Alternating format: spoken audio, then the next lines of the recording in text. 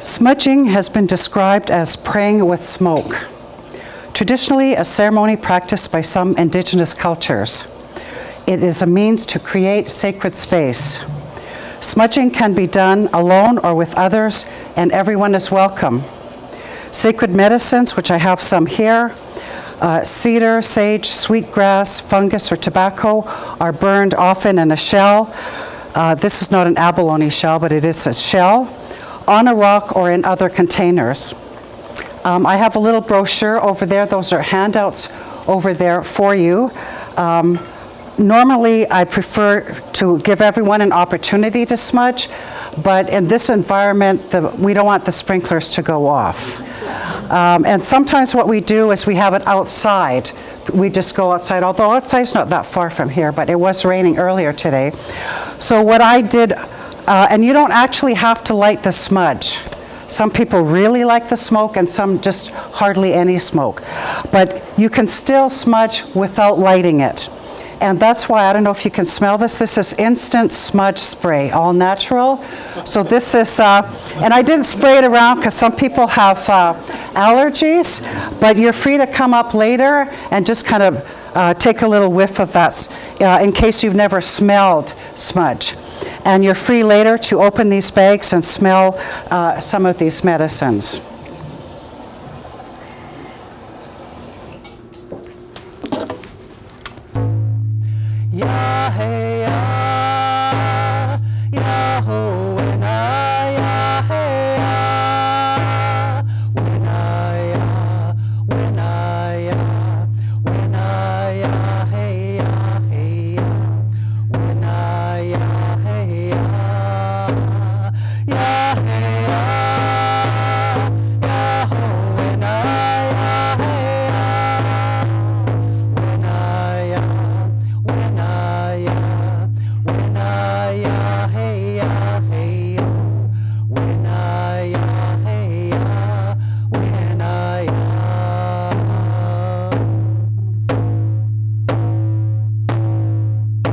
Treat the water as sacred, and all will be taken care of.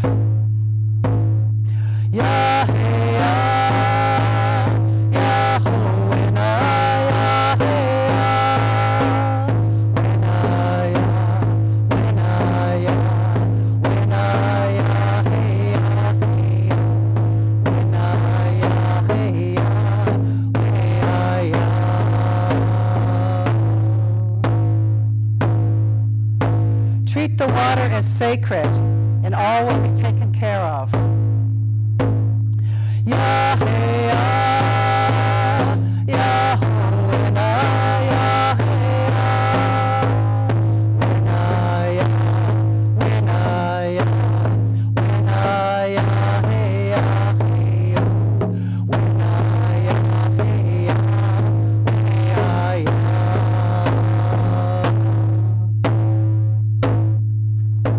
Treat the water as sacred, and all will be taken care of.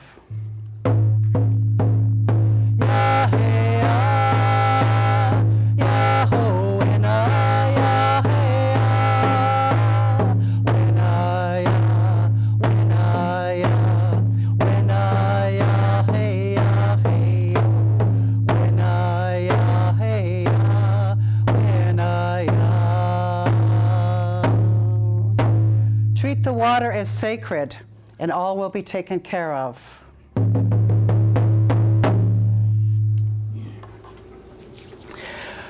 Great mystery. Thank you that you are not a mystery to those who know you. Thank you, Creator, that you know our strengths and our weaknesses. Thank you, Creator, that you created us all wonderful and beautiful. Thank you, Creator, for the relative liberty we have in this country to worship you with our Bibles, to stand on the street corner and preach. Thank you, Creator, for the reviving our Indigenous culture, that we can smudge publicly, that we can go to Sweat Lodge and to Sundance. Thank you, Creator, that you want more for us than we want for ourselves. Thank you, Creator, for this opportunity to gather together, to be in one spirit and one accord, to do what we can to make this place a better place to live, to be instruments of your righteousness and of your peace. And I invite now your spirit of inspiration and revelation to overwhelm us and heal us. And Creator, I just ask that you would continue to bless us both individually and corporately. And we thank you in advance for good reports from this gathering and subsequent things that we will all do as we learn and grow from each other. Take us all further along on our healing journey as we commit these things into your hands. In Jesus' name, awahe. Hi, hi. So, thank you for inviting me. Thank you, Gordon, for your kind words and support. I just want to share a little bit more the way an Indigenous person traditionally introduces themselves in this part of what's called Turtle Island. You say your name, and my name is Sharon Pasula, and you usually say where you're from. And historically, because people lived closer together, when you said where you're from, people knew something about you already. So my roots are from Lac Saint Anne. So does that sound familiar to anyone?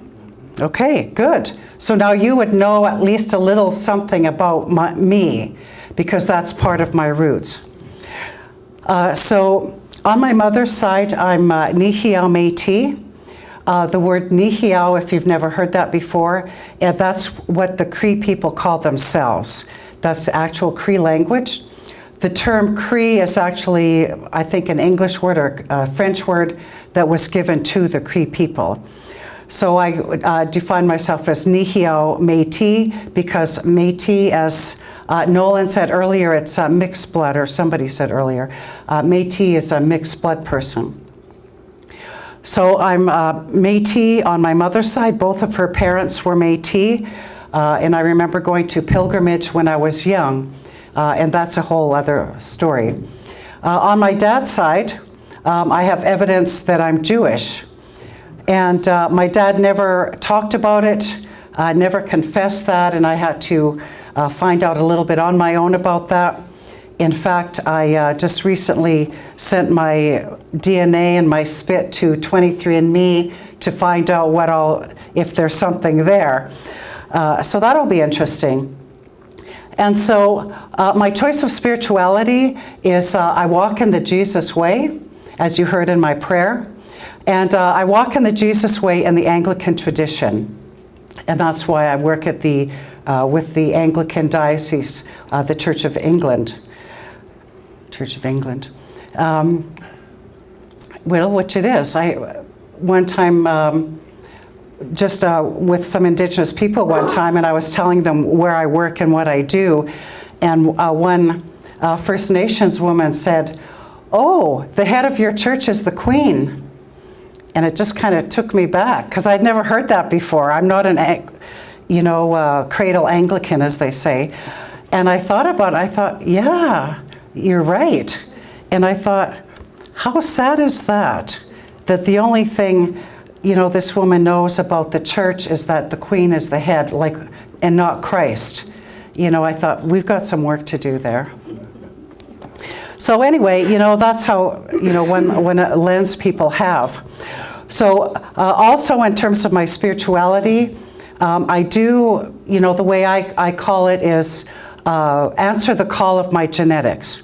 So on my Indigenous side, I do walk the red road. Some people call it the red road, embrace Indigenous spirituality. So I do smudge. I keep that kit in my vehicle, actually, for whenever you never know when you need to smudge. And then and I do go to sweat lodge as well, not as often as I would like, but I do. And I've also answered my Jewish side, and so I do actually worship on Saturday, the true Sabbath.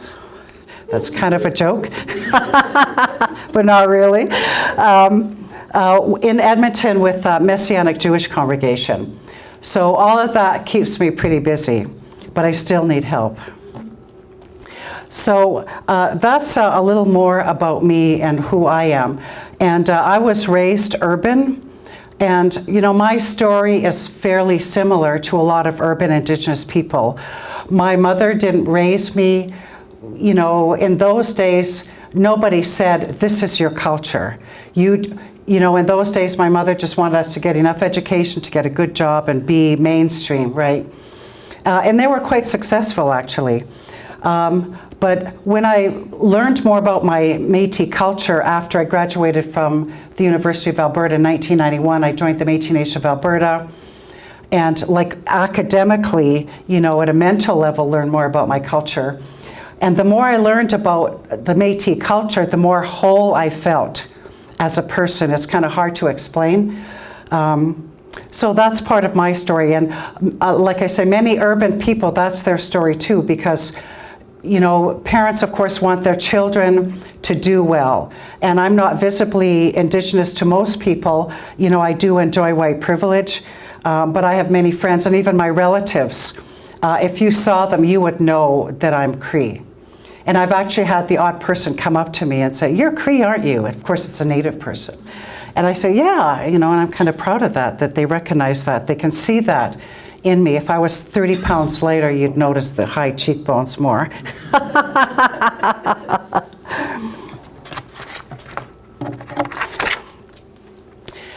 So I wanted to give you a quote. I gotta try to keep track of my time here. This is from Red Jacket, who is, I guess his First Nation name is Sagoyewata. And he was from the Seneca Nation. And he lived from 1752 to 1830. And he said, brother, you say there is but one way to worship and serve the Great Spirit. If there is but one religion, why do you white people differ so much about it? Why not all agree as you can all read the book? And I share that quote with you to give you an idea of one worldview and one perspective from Indigenous people towards mainstream culture. And there are still Indigenous people who think like this. They're, you know, really, and I live and work in the Indigenous community, and I still meet them. And they're not all from reserves. You know, people who live in the city still think that way too. So I wanted to talk a little bit about worldview as well, because it's very important to know what your own worldview is. I started teaching this to my class, and the reason I do that is because I noticed, you know, as I'm on my own healing journey, you know, I used to do a grief recovery group called Grief, Health, and Wholeness. And I noticed that people, when they go to funerals, they sometimes have a real breakdown. And you've seen, you know, you've been to funerals, and some people, they just crash. And I'm thinking, well, we all have our own thoughts, but it seemed to me that the reason they would crash is not because so much of the person passing, but because of their own unresolved issues, and they haven't addressed their own worldview. For example, some of the questions about worldview, let me see, would include origin, meaning, morality, and destiny. So you would answer, to know what your worldview is, you would answer these questions. Where did I come from? What is life's meaning? How do I define right from wrong? And what happens to me when I die? And many people just put it off, or they think a little bit, you know, kind of more shallow. But when someone close to you passes, it hits home. Your own morality hits home. So then you're asking, well, where will I go when I die? What will happen? And so that's why I think people really crash at funerals, because they've never resolved those issues. And fear grips them, right? And so one thing about the colonizers, when they came to Canada, they didn't bother learning what the worldview of Indigenous people was. I mean, Indigenous people have an awesome worldview. I don't have time to get into it. But some of the values that you espouse here, are considered Indigenous values, and I left my other paper. I can never remember. It's only 7, but there are 7 sacred teachings: honesty, respect, truth, the wisdom, those kinds of things. And those are awesome values to espouse. But the people, when they came here, and I don't have time to get into it, but I hope you learn something or learn more about the Doctrine of Discovery. Does anyone know anything about the Doctrine of Discovery? Oh my. Okay, you need to have a workshop on Doctrine of Discovery. Although now there are many good DVDs on the internet. Just put in any search engine, Doctrine of Discovery, and it's really worthwhile learning, because it was, Commonwealth nations that came here mostly first. So when they came, the reason that I keep saying colonizers, well, because they are. One unique thing about Canada as a colonized country is that the colonizers never left. And that's profound. Many other countries that were colonized, like India, for example, the British came, the people said, we want our own independence, so the British, they made their agreements. I don't know the whole history, but the British left, and then the Indian people, the East Indian people, developed their own democracy, and now they rule themselves. But in Canada, they never left. In Canada, what happened was treaties. And that was talked about a little bit earlier. But what is a treaty? The government website on Aboriginal Affairs says, the Government of Canada and the courts understand treaties between the Crown and Aboriginal people to be solemn agreements that set out promises, obligations, and benefits for both parties. And then Webster describes treaty, the action of treating and especially of negotiating, or more as a noun, an agreement or arrangement made by negotiation as a private treaty, a contract in writing between 2 or more political authorities as states or sovereigns, formally signed by representatives, duly authorized, and usually ratified by the lawmaking authority of the state. And then, of course, it's a document in which such a contract is set down. So when the Europeans came, they left Europe because they were having overpopulation, what they felt was overpopulation at the time, and they were using up all of their resources. Contextually, that's how they felt. So they pushed out, learned that there were other places beyond the big water. And then when they came here, and probably other places, they were not expecting to see people. They were so egocentric, they thought they were the only ones in the world. And I guess, why wouldn't you? Why would you think there was any people otherwise, right? So when they came, they were surprised to see people. And they saw all of the wealth and the resources, and of course Indigenous people welcomed them because that's part of their worldview, always welcoming. So they came and at first there was some agreement. Of course, Indigenous people had some fear and so forth, but the Europeans took some of the wealth back and then came here, and long story short, just took more than they actually should have. So, excuse me, where's my water?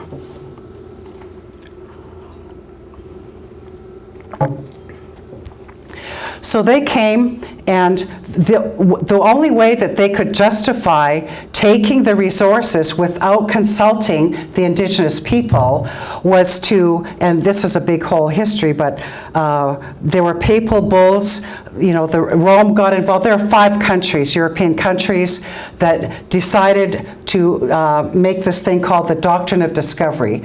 So what they said was, wherever we go in the earth, on the world, and wherever we find people, if they're not civilized like we are, then we're going to help civilize them, and we're going to use the resources and help civilize them. So that's how the Europeans and the colonizers justified calling indigenous people savages and treating them terribly, and actually put it in law. So I don't have time to go in all the details, but that's why the Europeans had no problem with doing what they did. Because some people actually thought indigenous people were heathens, subhuman, and all that kind of stuff, because they didn't understand what they were doing. And they had no compassion in some cases, and just plain fear, right? So that's kind of important to know, because the Doctrine of Discovery was so successful, people still believe it today. And the Doctrine of Discovery is still referred to in court cases. So it is important to know about. So modern treaty interpretations do take seriously the spirit in which the treaties were originally presented.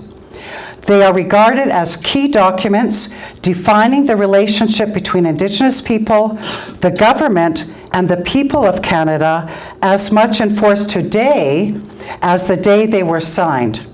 It is important to not regard the treaties as mere historical relics, but to engage with them as they are the products of a historical process and can only be understood within the context of the historical situation and events which brought them into being. I know that's a lot of information, but just to say that the treaties are not outdated. You know, some people say, oh, that happened a long time ago, but it's not true. And this statement emphasizes why we are all treaty people. It's important to know that we are treaty people, and that's partly it.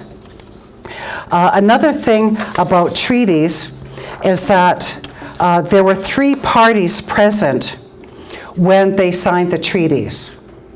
The Indigenous people, of course, the government, and any ideas? The monarch. No. The monarch was represented by the government, but that's a good point. The priests are represented. The faith. Well, you're getting close. Creator. Because Indigenous people, always in ceremony, they smoke the pipe, and it was always in the presence of God. You know, whatever name whatever Indigenous language, Gitchimanitu, whatever I don't know all of the names in all the languages, but when the Indigenous people signed the treaty, they were signing it before God. And that's huge. The government people, you know, I'm not going to speak for them.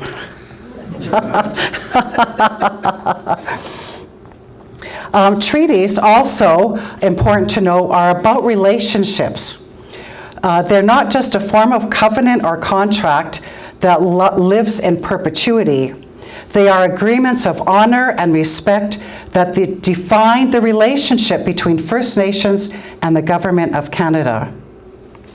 So by taking, and this is a quote by a teacher from Manitoba, by taking the time to teach about treaty history, progress can be made in changing stereotypical thinking and moving all students further along the road to building good relationships.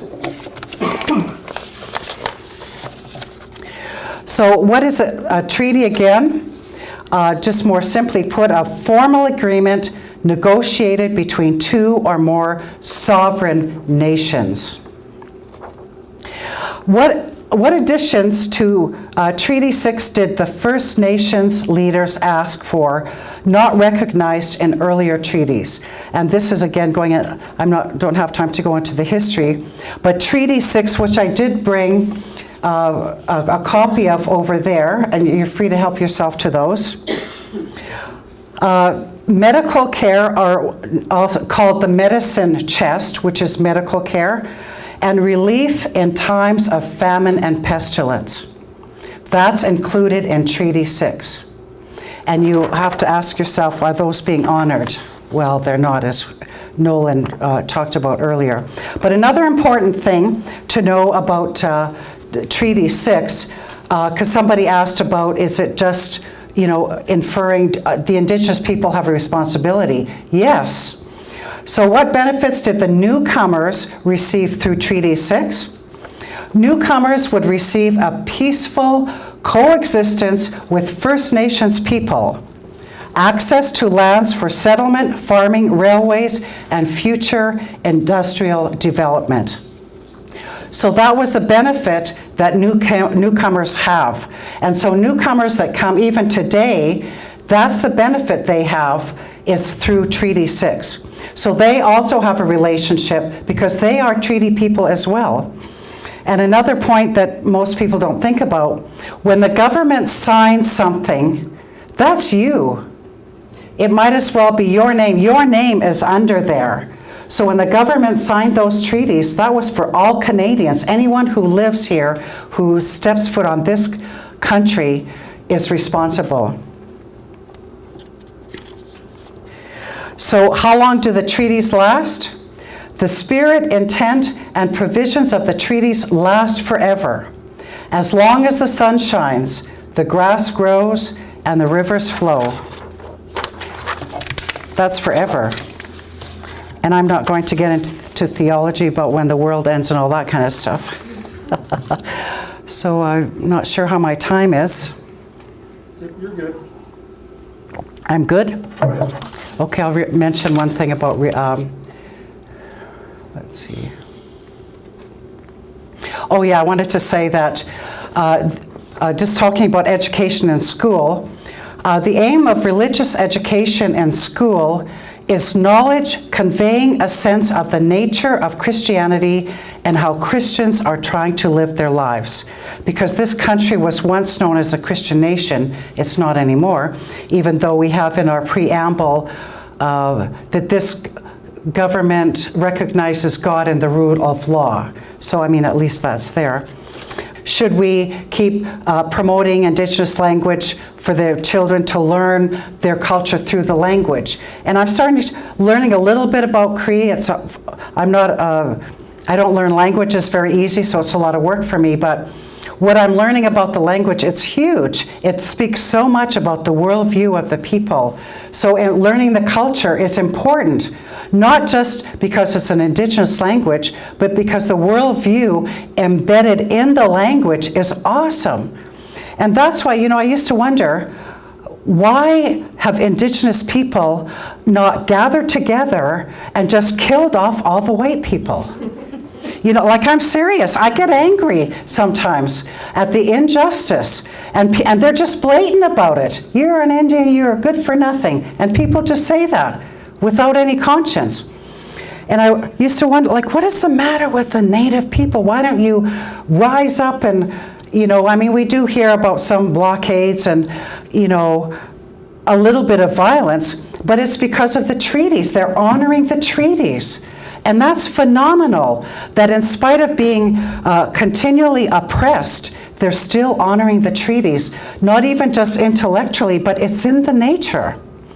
So, to God be the glory that he put that in Indigenous people, that, if what happened to Indigenous people in this country happens in other places, that white people would never have survived. Just never would have, really. And this world would look differently. But just to encourage you that reconciliation is working. I had the privilege of doing Indigenous Day at a school here in Edmonton, in Delton School, and I talked about Métis culture, because that's kind of one of the things I do. And what they did, they picked one school and they bussed in elementary students from other places. So in the morning we had 600 students, and in the afternoon we had 600 students.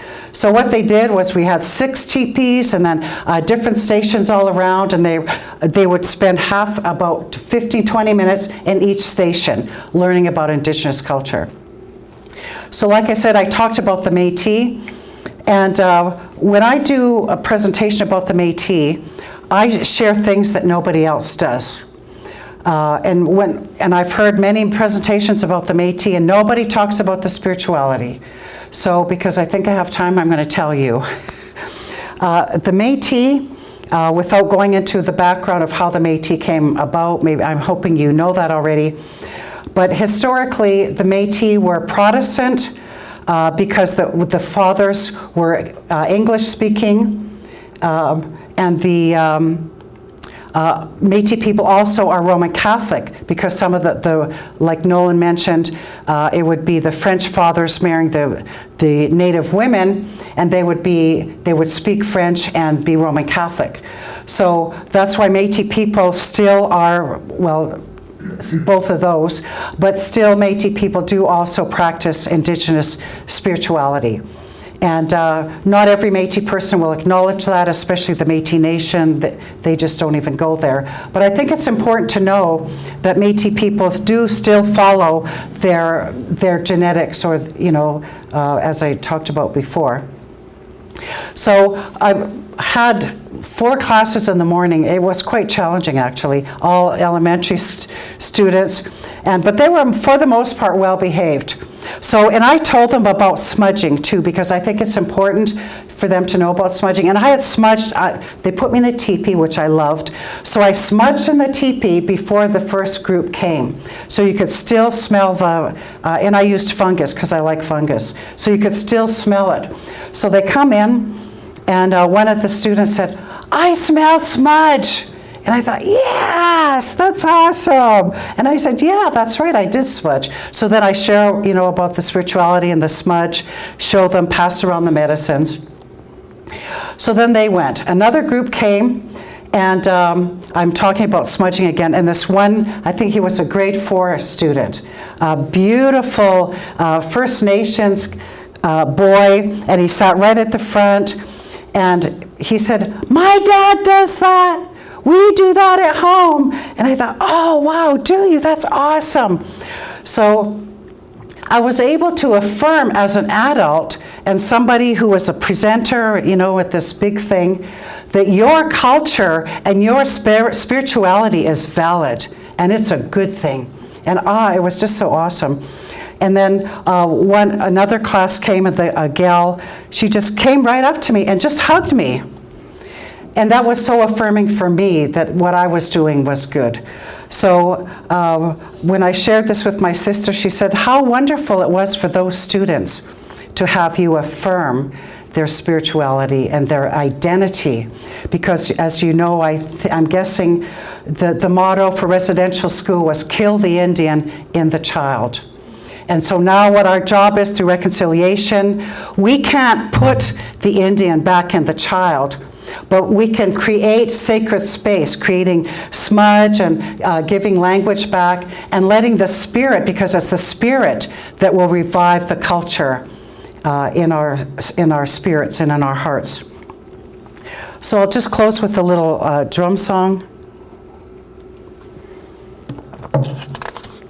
And one thing that I'm going to be sharing more with my students, a quote from the Bible, where the Apostle Paul says, "I know and am persuaded in the Lord Yeshua that nothing is unholy in itself, but it is unholy for the one who considers it unholy." So maybe you don't like to smudge, but you don't have to, but respect people who do, right? So this is just a little chorus by Jonathan Miracle. I guess you can hear me. By Jonathan Miracle, who's a Mohawk, a follower of the Jesus Way from Tynaninga Reserve in Ontario. There's a river of life that's flowing from his throne. A river of life that's flowing from his throne. Won't you come on in and see? This river will set you free. Way-ah-hey-ah, way-ah-hey-ah, highway. There's a river of life that's flowing from his throne.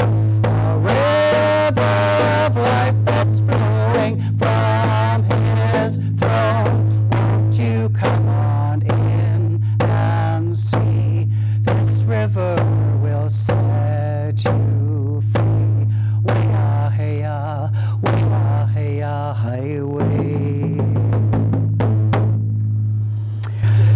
Thank you for your attention.